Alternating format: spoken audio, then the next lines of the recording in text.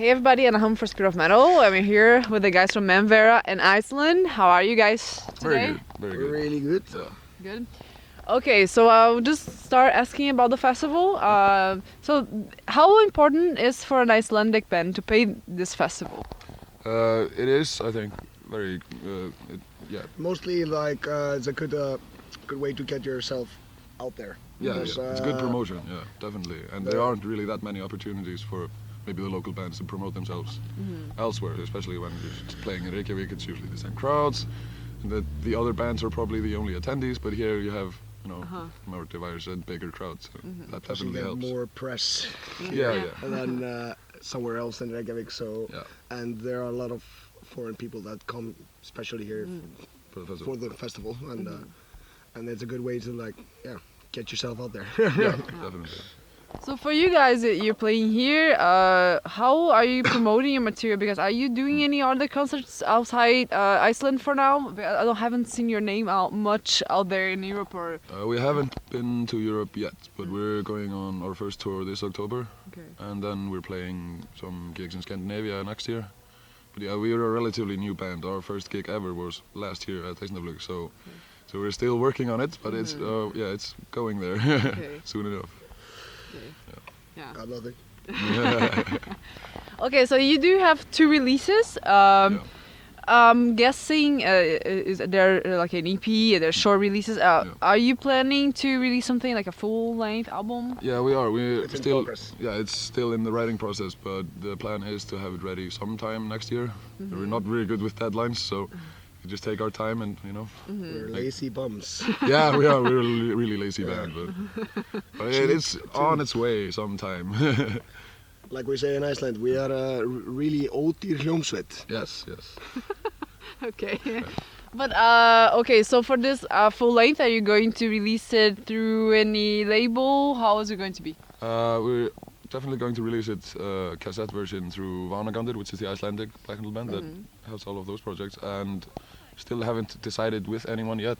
We have a label in America now that's releasing our split, but we haven't talked to them about releasing our full length. So that's a problem for another time. When we started recording it, actually, then we can start thinking about that, because it doesn't make sense to start thinking about it before it's ready.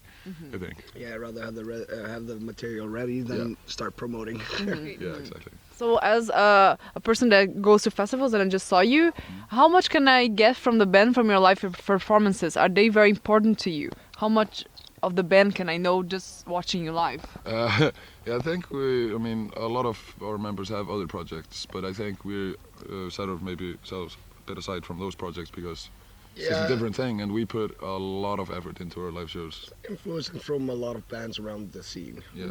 If I could say anything about it, I mean, I use my own style from most of the bands and influences to what he sends me. Yeah. And try to write over it. And, Yeah. So, and the main focus is trying to have it really dirty and greasy. Yeah. We call it sörlífið. Okay. Yeah. This needs filth. Yeah. Okay. Degeneration. Yeah.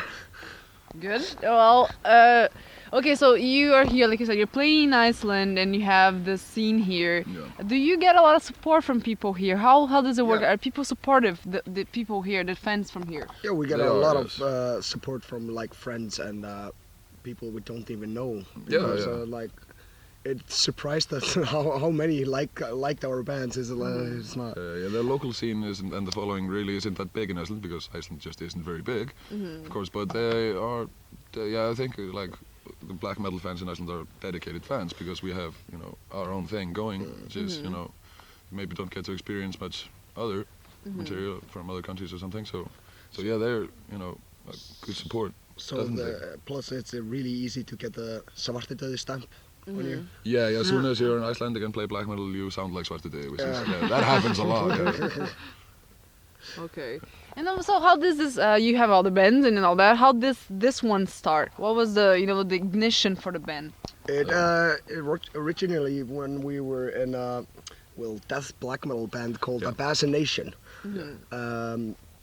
that band quit because of Creative differences. yeah. Make a And long story short. yeah, when that band split, most of us like decided then, okay, we're gonna do our own shit, like start writing, and then like out of that band came like 3 projects from the Vauna group, like Mr. Mink, Nadra, and MANNVEIRA. Yeah.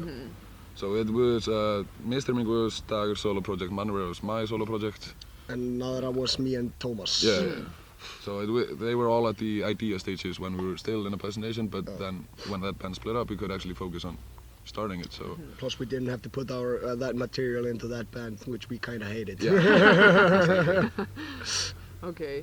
So now, because you have so many members that are, you know, shared from bands, do you think this will be also a good way of like saying, okay, we have this package of lineup and bring your band to other places because you share members? That helps definitely. It helps a lot, because like when I'm touring, like the last tour I did is like 2 bands, 5 members. Yeah. Because like Nadra, Mr. Mink is Nadra minus me. Yeah, it definitely helps, I think, for booking gigs abroad, because they can, you know, get 10 people there and then they have 10 different bands, which is probably good for their budget, I would Really suppose. good for promoters. Yeah, they like that. Yeah. Okay, so I'm guessing you're planning to go to Europe and all that. Anything you look for the US? I think we've talked about that. I know there's a visa process that is kind of hard, but anything that you're kind of planning or trying to get there? There has been some like rumors trying to get us to America, but it really hasn't been talked about seriously. But yeah, we're still, since we haven't been abroad yet, we're gonna start there. You know, the gigs we have booked so far, and if that goes well, we could maybe consider it at another time. But yeah, the plan is just to try at least going to Europe, and we have 10 gigs I think booked for October, so that's a good start. So we're gonna try that out, and if that goes well, that's probably something we'll focus on in the future, definitely. Okay.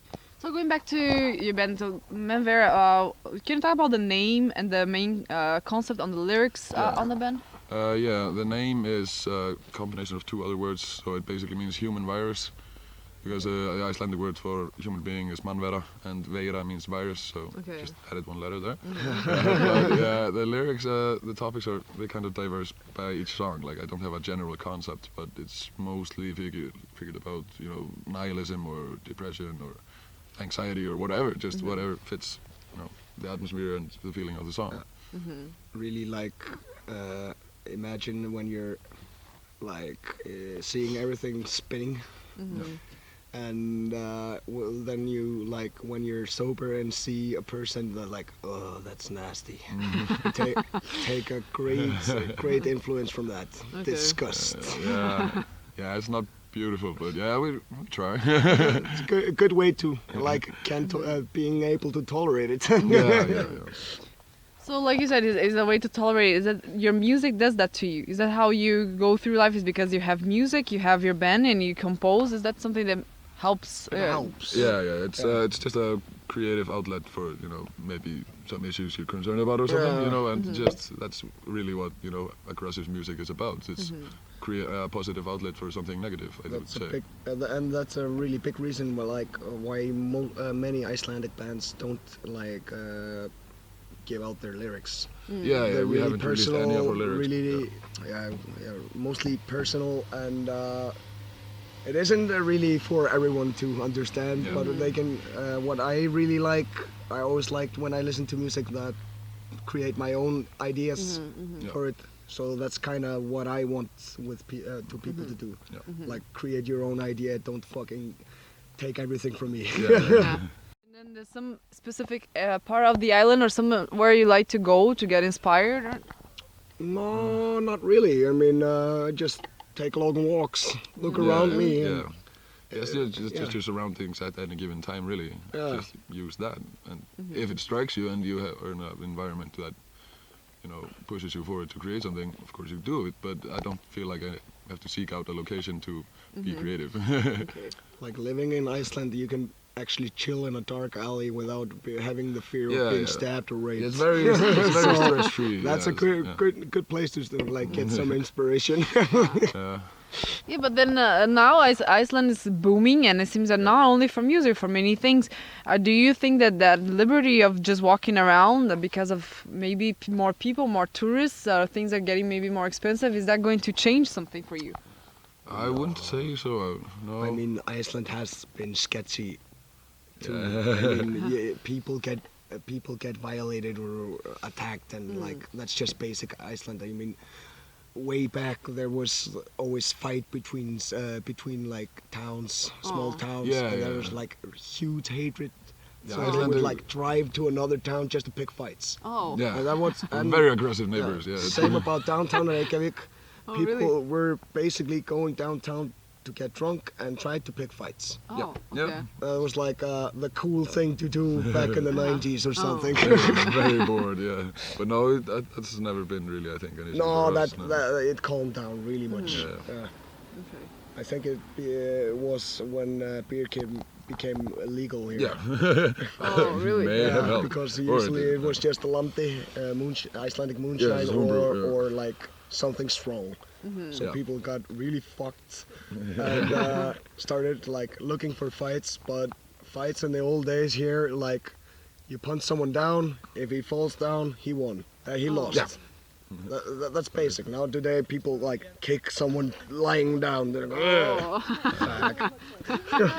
As a metal fan here, do you have like metal places like bars? Because I was trying to find some record store. I didn't see anything just walking around. But is there something where you can get metal material? Yeah, there is. There are a couple of record stores in downtown Yeah, there Reykjavik. is Lucky Records, Yeah. close to Hlemmur, Yeah, but- downtown Reykjavik, yeah. and then there's this really old school in one like side corner at the Laugavegur, and it's called Geisladiskupó Valda. Yeah, Valdis CD Yeah, shop. Yeah, it's- Valda CD There's this shop, one yeah. guy that has it, and he's really into metal himself. Yeah. So he's been good with Icelandic bands. He You could promotes their say material and stuff. So you could say that he was like our supplier for metal. yeah, when we were kids, getting into Okay. it, that's where we went to. Went to him to get the CDs and Okay. the Yeah. vinyls and stuff. Yeah, so it's definitely around, but with venues and such, there is no like special, rock and roll or metal bar or something. But they still book those shows because they know, they're gonna have attendees and such. So, yeah, there's nothing specially dedicated to it, but it's, accepted. Okay. Yeah. Okay. So, as far as music, major inspirations, I'm guessing you do like metal bands, of course, but anything outside metal that you go for get inspired to write? Yeah, I mean, I listen to, a bunch of different music, but I don't really. He loves Italo disco. Yeah, like 80s dance music is awesome. And, It's okay. And hip hop and electro and everything, but I don't really, directly seek inspiration from bands. Maybe I'm listening to something and I'm really into it, but I don't really try to imitate it. I try to do it my own way and just write stuff I would like to listen to. Yeah, It doesn't have to sound like anything else. It probably does, but it's just subconsciously affected or something. similar to me, but I'm raised by this old blues guitar player, so I always have this Stevie Ray Vaughan and Deep Purple and the old school Yeah. daddy rock thing, and I always like the old speed metal and heavy metal. Yeah, parts. that's where we start. So Yeah. Okay, so about the CDs, you have your album. Are you planning something special as far as artwork? We try to do it ourselves mostly. Oh, really? I've been studying art and working on that for Okay. a few years, and our drummer is also Yeah. a very talented artist. So we try to, do our own ideas our own way. But we have had some outside help on a couple of occasions. But we're really just going with themes and ideas that we're into ourselves. But it's not I don't know how to put it. There's no special concept in. Basically, general. if someone makes something that isn't good enough, we get outside help. Yeah. Okay. Okay, so for next steps now, you're working on a full length album. Anything else that you're planning to do by the end of the year, or? We're definitely gonna try and play some shows. Probably we are playing at Norðanpunk in 2 weeks. Yeah, in 2 weeks, and maybe gonna plan some gigs sometime, and gonna have some more Blackpool gigs just here in Iceland, Yeah. of course. And we've also been trying to play with maybe other bands and black metal bands. Yeah. Our first show We- we played with you know, like post-punk band and rapper and stuff. But Yeah. but it was fun though. It was you know, Yeah, a general mood that just fit. It was all just different like underground music. So we try and seek out gigs with maybe something other than, so we have a diverse. Have a Yes. bit of a variety. Yeah, of course. Yeah. So it's not just black metal, but we also do those shows, and you know, we like that. So. It was like that to begin with here in Iceland, where when we were like Yeah, starting yeah. to go to shows and stuff like that. Yeah, there were way fewer bands around. So it's maybe a death metal band and a hardcore band, and you know, One some of electro each. dude or something. Oh. Yeah. Okay, nice. And for as far as other people in Iceland that are not metalheads, how do they perceive you? I have no idea. I really haven't thought about it. No, but I think we're part of, you know, this whole new wave of Icelandic black metal, and it wasn't really decided it was going to be like that. Just everyone sort of released their stuff at the same time. So yeah, it just became a thing. But I think people just perceive us as a part of that. It's just fair enough because we really are. So I mean, it's like a small group of friends, so it's yeah, like everyone knows a each friend other. of mine so- is in this band. It's called this. I mean, you have to check it out. And like, dude, I didn't know you could do something like Yeah, that. yeah. That's the mentality that has been mostly Yeah. going on.